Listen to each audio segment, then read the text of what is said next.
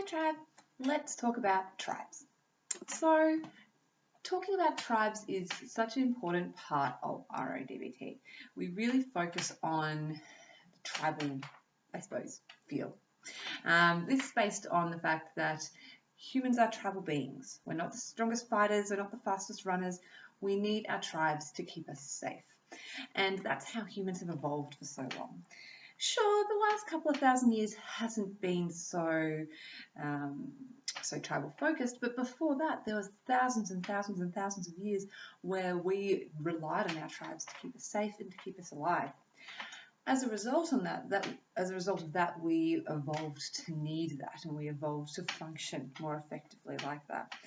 So from a theoretical perspective, people who are presenting with maladaptive overcontrol are having difficulties connecting with their tribe. They're social signaling in a way that keeps them ostracized from their tribe. And I've talked about social signaling before, but the main part about this is understanding why tribes are so important. The reason why thinking about tribes is so important to RO-DBT is because of that social ostracization, that disconnect that people with overcontrol are experiencing as a result of their social signaling. Because before we had language, we had emotion, we had signals, we had the things that our bodies were showing the world and were showing our tribe and our facial expressions. That was so necessary for our tribal survival.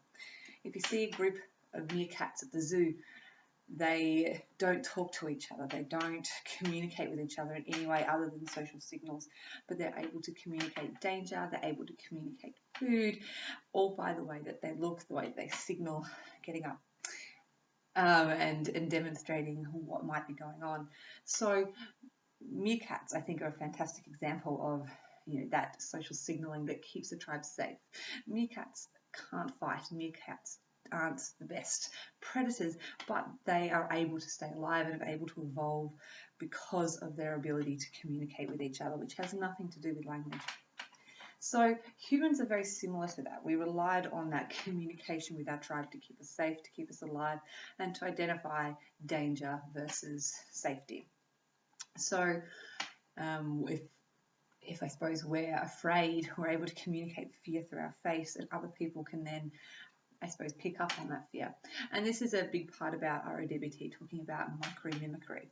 So if I were to grimace in pain, for a split second you would also grimace in pain so that you would understand what I am feeling. And from understanding how I feel, you're able to react based on that. So if I was looking petrified, horrified, and terrified, you would be able to look at me, pick up on that social signal, and experience that for yourself. There was a really interesting situation a couple of years ago that I think really illustrates this quite well. When I was shopping with my husband, I hadn't realised that we'd be out for so long. I just thought we'll go to the supermarket, and he wanted to have a look at an op shop for a coat. That's fine, that's not a problem. Unfortunately, I really needed to go to the bathroom, and I hadn't communicated this with him. I didn't think it was a big deal. I figured that we'd be out of the op shop soon enough and I could go to the bathroom. But what was happening in that op shop is I was feeling uncomfortable. And so I was feeling a bit anxious about how frustrated, how long we're in there for, and I was starting to become agitated with the fact that we were still in there. He was picking up on this but didn't realise that he was picking up on this, and he was finding himself getting agitated and angry about other people in the shop, which is very uncharacteristic of him. And he was also finding himself needing to apologise to me a lot, because even though I wasn't angry at him, I was definitely providing social signals of frustration and anger. And he was picking up on that, and he was reacting to that. And it was only 10 minutes later when, as I said, okay, finally we're out of the op shop, I can go to the bathroom, where he realised, oh, all this frustration, this agitation, this anxiety, this discomfort I'm experiencing actually has nothing to do with the fact that that coat I wanted was too much, or that woman was standing in front of me when I wanted to look at something. It was all to do with the fact that I was feeling agitated about needing to go to the bathroom. So it was a really interesting situation, because it really demonstrated how effective social signals can be about communication. He didn't realise that he was picking up on my social signals, but my social signals were affecting him really quite significantly. And this is going to be the case with husband and wife, but also with people who don't know each other, friends, any relationship we have in the broader community. So it is really interesting about how our facial expressions do communicate with others and do signal what's going on with other people. So either signaling danger, I'm afraid, you should also be afraid, but also my signal of anger is going to trigger someone else to feel quite anxious around me. So if you're ever around people who are seeming really angry and uptight and you really would just want to apologize to them, it's because you're picking up on their social signal of anger and you're feeling like you've done something wrong because they must be angry at you, which is not necessarily correct, might be, but in that situation it's more likely that they're just feeling quite angry. So as humans, we are programmed to pick up on these social signals more than what people say. So me saying I'm fine when I'm actually really, really agitated, people are going to feel the agitation more than they're going to listen to me saying I'm fine. So the reason why this is also important from a tribal perspective is because it all came from that evolutionary tribal background. It all came from our past and our history. So the important thing about considering this is how people are keeping themselves ostracized from the tribe now. So even though we don't live in tribes strictly, we do have tribes around us. We are, our communities, our tribe, our friends are our tribe. And if we are doing things, if we're signaling things that are keeping us out of our tribe, then that's not going to be good for us because people are going to reject us. Not intentionally, but they're going to feel uncomfortable around us, or they're not going to enjoy time with us, and that's going to lead to them isolating us and us feeling isolated. So people with maladaptive overcontrol tend to bring this disconnect into social situations with them, which then functions to keep them ostracized and excluded from the tribe. So the whole thing about RO-DBT is reconnecting with our tribe using that social signaling and trying to, I suppose, have those more tribal appropriate signals, I suppose.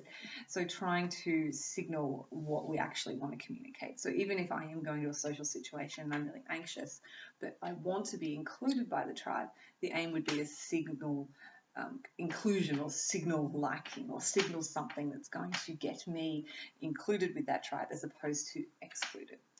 So as a RO-DBT therapist, we're considered the tribal ambassadors. So we're helping our clients come into our tribe and signal effectively so they can be involved in that tribe. And because of this long evolutionary thing needing to be included with the tribe, that's what keeps us, I suppose, theoretically, if we're in a tribe, it's what keeps us happy. It's what keeps our mental health there. If we're excluded from the tribe, we're not going to function. There's so much research that suggests that, lonely creatures or lonely creatures who should be in a tribe are going to, die much easier, much quicker, and are going to be much less happy. There's a lot of evidence about people who are socially excluded or are isolated for whatever reason about mental health really being affected by that lack of social connection. So we do need that social connection. We do need that tribal connection in order to keep us mentally healthy. So there are a lot of reasons why tribes are so important from an RO-DBT perspective and why our full goal is to include our clients back into the tribe and to help our clients really re-engage with their tribe using those social signals, because that's what's keeping us out of the tribe.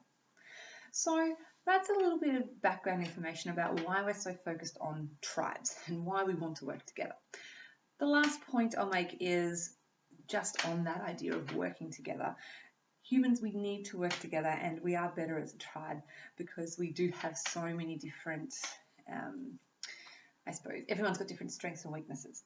So we do need to combine those strengths and weaknesses to be able to function together. So an over control and under control, the under control is able to be creative and have ideas and think outside the box, whereas the over control is able to get those ideas into motion.